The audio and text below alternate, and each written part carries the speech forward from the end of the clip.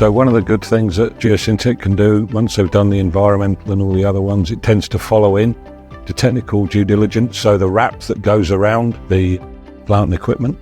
The challenges are always around the condition of the building, so we do condition surveys.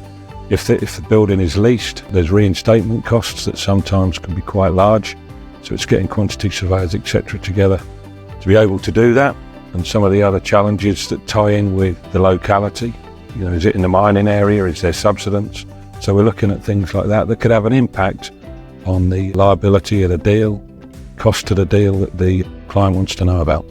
We'll certainly do condition standards. Was the building, we'll look at the condition. Are there any permits needed for the building? So are they in place? The other things we'll look at is the maintenance logs of the building. Have they been kept up to date? The reinstatement of any assets that are needed at the end of a lease, and also the life cycle and sustainability. These are things that we look at. One of the beauties of Geosyntec, and we call it holistic due diligence, it ties in well with all the other traditional aspects of what Geosyntec can do. So putting the property and the infrastructure on there just wraps the whole deal up, so they've only got it from one source.